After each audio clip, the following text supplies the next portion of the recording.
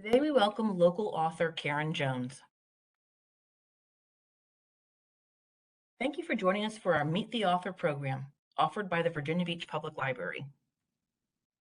Let me begin by asking you to tell us about your background and how you got started with writing.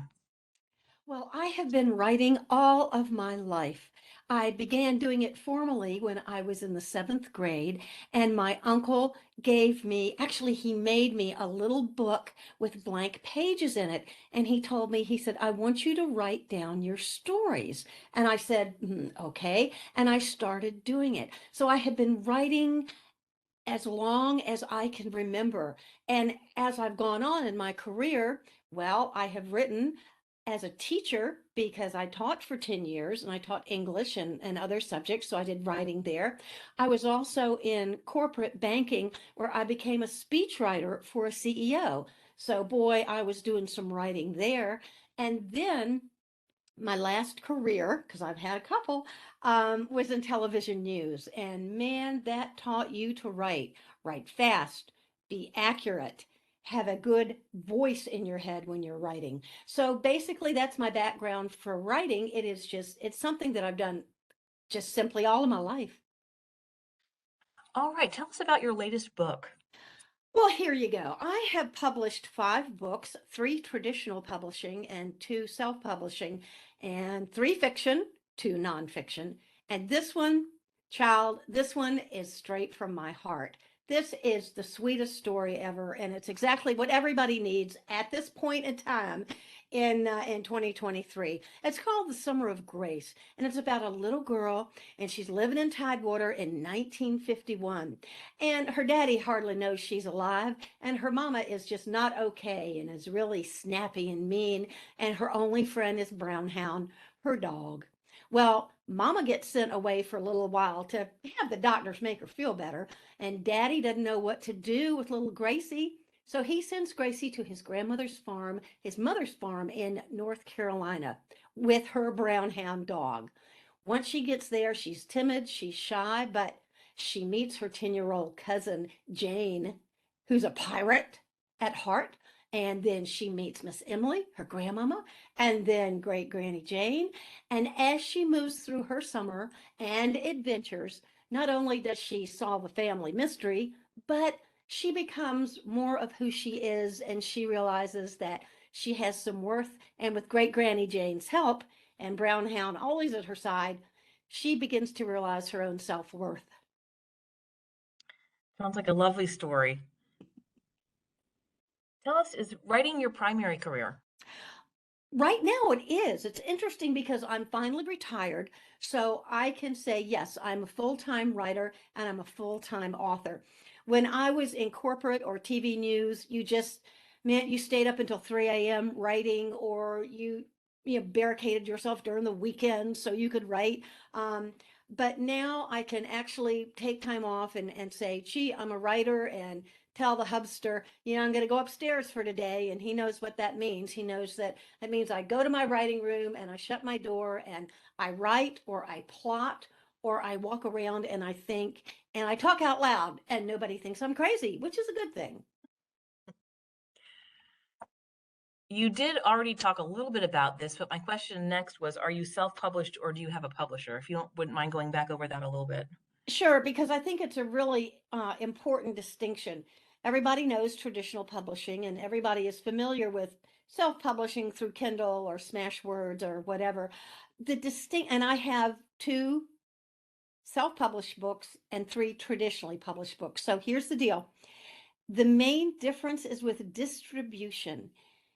I have a publisher, so my publisher is getting my book into libraries, into bookstores.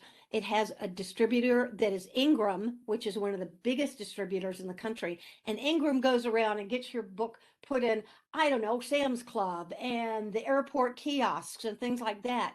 As a self-published author, you don't have those options. You're gonna have to pay for those options. You're gonna have to hire somebody to do this for you, and it's really expensive. So the benefit for traditional publishing is that you get the distribution all over the country and you don't have to worry about it. Now, as far as editing, if you're traditionally published, boy, they will knock you in the head with editing. They'll edit content and they'll do a line edit, which is that you put there for there for there. Okay. Yes. When you do this yourself, a lot of times you will have to hire somebody to edit it because you can't really edit your own work. I don't care who you are. I don't care if you're an English teacher like me. If you write it, you really don't see it. Okay. So you're going to need to hire your own. And in terms of publicity, my publisher is a great gal, and she has entered my book in a couple of contests, and she signed me up for book festivals, and but I still do a lot of the work. Okay, as a self-publishing person, you are going to have to do absolutely everything, and honestly, it is just about like a full-time job. So that's really the difference between publishing traditionally and doing self-published. All right. Do you have one that you prefer? One of those two ways? Yeah, I'll go traditional publishing every time just because it's easier. You know, Mhm. and they're paying for the copy editor, and I gotta tell you, it's amazing what you don't catch, and you just go, what am I? You know, what are the Three Stooges? And but seriously, traditionally published, if you can get it done, you know, if you have an agent and a publisher who will do it for you, I would go that way first. All right. How do you promote your work? Oh man, here we go.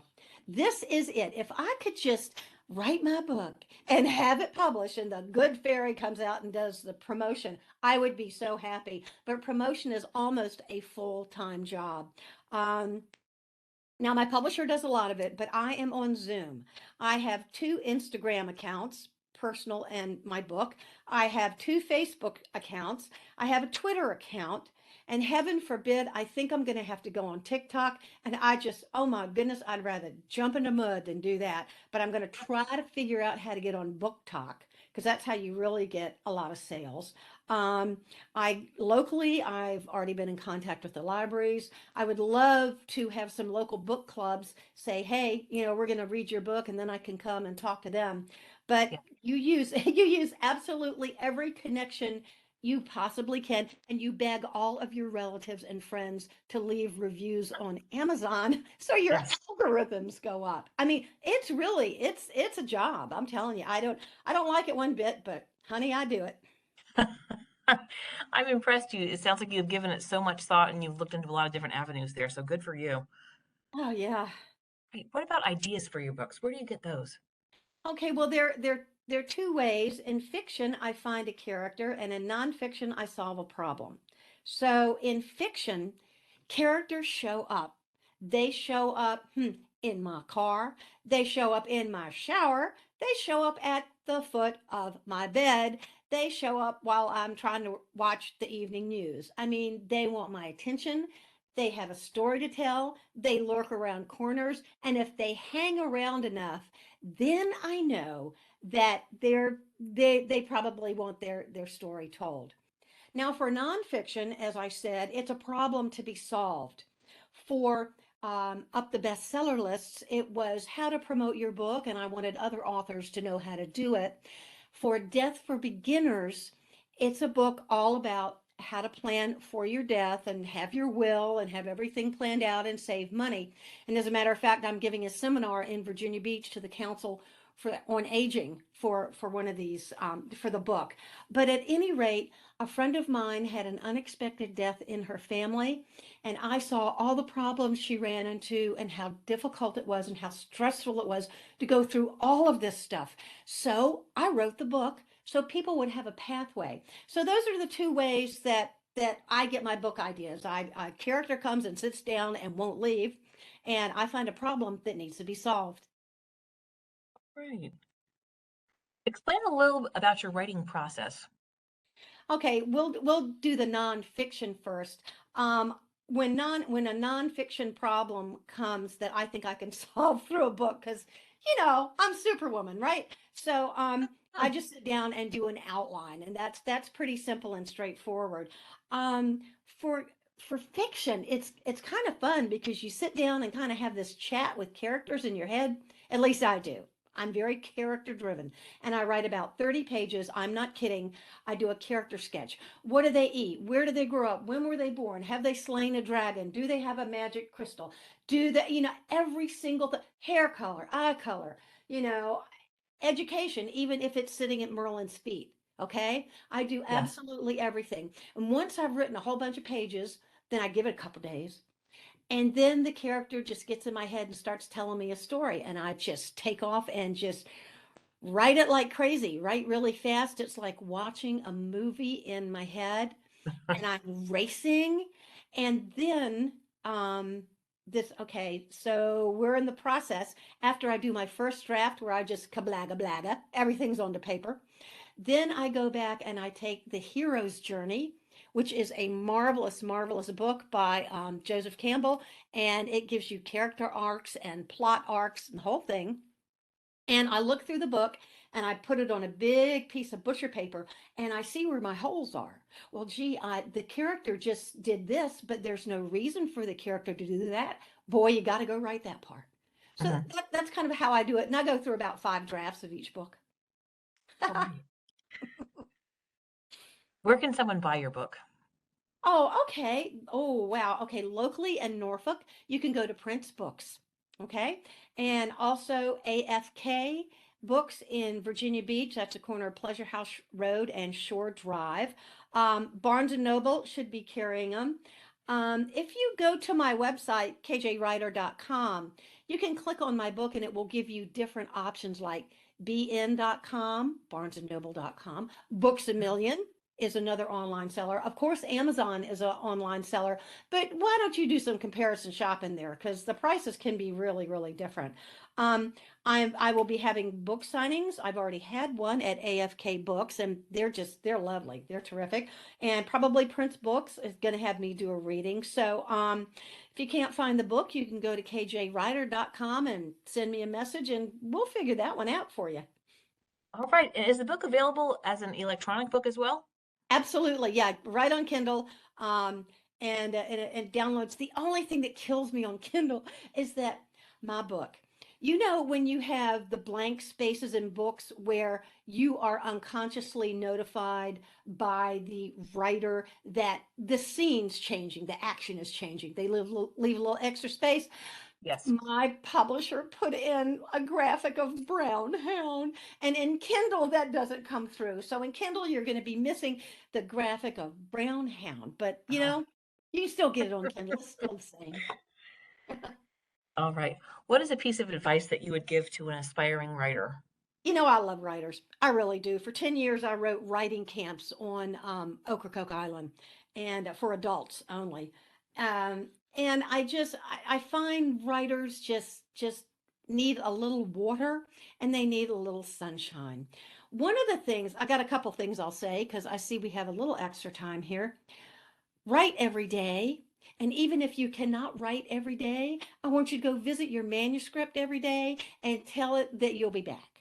And this is because it's like running a marathon. You have to build your writing muscle and you have to build your butt time in the seat. That is the only thing that's going to do it for you is sitting it down and writing. And that is the hardest thing to do. I will rearrange Tupperware. I, Child, I will wash my kitchen floor before I will sit down and write. We're all like that. Even Stephen King is like that. So Yes. you have to build your writing muscle. You have to build your writing muscle where you get used to it every day. Another thing is we all have this thing inside that goes, you can't do this. You can't write that book. What do you got to say? You're no good. Okay? That's the internal critic. So when you're sitting down and you're writing, before you do that, I want you to find something. I want you to find a little cactus. I want you to find a rock. I want you to find a leaf. I want you to find a picture. I want you to find a troll doll. I want you to find something. And that's your internal critic. And when you're getting ready to sit down and do your big creative stuff, you take that internal critic in your hand, walk over to the side of the room, put it in a corner, and tell it to stay. And every time that thought comes to you, you look at that internal critic and you go, hush, stay. And keep that internal critic away from you because it doesn't matter. What matters to you as a writer is your heart. It's not this jabber in your head. And so get yourself an internal critic and sit it in the corner. Okay. Will you read us an excerpt from your book? Oh, yeah. Let's see. This is the part of the book where Gracie is very, very mad at someone who pushed Jane. And Gracie is going to go to Miss Charity's. And Miss Charity is a conjure woman and she lives in the swamp. And Gracie wants to go see Miss Charity because she wants to get a spell put on Jane so Jane won't be unhappy because Marcel pushed her down. Okay, so here we go. The path to Miss Charity's was marked by the blue bottles hanging beside on carvings on trees. I stopped to look at each one. A shiver went up my back. One was two stick figures, a man and a woman. Another showed a cross and a star. I walked a few feet more and saw three blue bottles making a triangle on the ground. I swung wide past these. The trees closed in, and it felt like the sun was hiding from me. Brownhound gave a yip and nosed at some blue bottles arranged on a patch of moss. Another blue bottle sat at the end of it like a headstone. Too soon there was Miss Charity's cabin. It was old and saggy, made from all sizes of dark, dingy boards. A big black pot sat in the front yard with a fire under it. The contents were boiling and the steam was rising. I didn't want to know what was in that pot. Suddenly, the door flew open. Out walked Miss Charity Fraser, 300 pounds and the color of midnight. She walked down the porch steps over to the steaming pot. Picking up the ladle, she started stirring. What you want? What, Miss Charity? I'm Gracie. I know who you is, what you want. She knew my name. I couldn't speak. I grabbed Brownhound by her collar for safety. She tried to pull away and I gave her a yank. Sensing my fear, Brownhound gave a small whine and sat down. I gathered my courage. I want a spell. The words came out too soft and I had to repeat them. Uh-huh. On who? That dog? No, not her, not on anyone, but for anyone. I was scared. I wasn't making a lick of sense. Jane, then. I was stunned. She'd read my mind. She'd been teasing about my dog. She was a conjure woman for sure. She knew about Jane. I nodded my head. You want her sick? I jabbered, scared she might cast a spell before I could clear things up. No, not sick. See, Marcel pushed her and she said, then you want Marcel sick. No! Miss Charity nodded her head. Marcel plenty sick enough.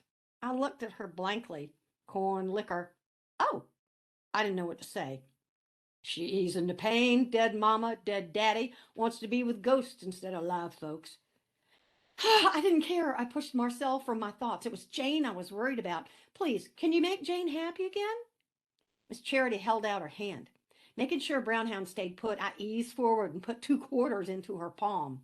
Nodding, she dropped the money in her apron pocket and began stirring the pot. She started mumbling and began to sway. I backed up a step and then another, making sure Brownhound stayed behind me. She mumbled and swayed some more. Suddenly the air went still. She drew a small vial of white powder from beneath her apron. Walking over to an old cypress tree, she crouched and picked up a stick. Brownhound started forward at the sign of a game, and I lunged after that dog, throwing my body right onto hers. She squatted to a stop and looked back at me like I'd lost my mind. I put my arms around her and we both stayed low. Ignoring us, Miss Charity drew a large circle in the dirt and stood in it. She chanted. She stepped out of the circle and drew lines inside of it. Dropping the stick, she uncorked the bottle and marked the lines with the magic white powder. I clung to my dog for dear life. She'd be better now. Miss Charity turned and walked past me up the steps of her cabin and slammed the door. Brownhound wriggled out from under me. Cautiously, I stood and dusted off my shorts. What had I done? I'd put a spell on Jane. It was a good thing to make somebody be happy, wasn't it? Brownhound whined and I agreed.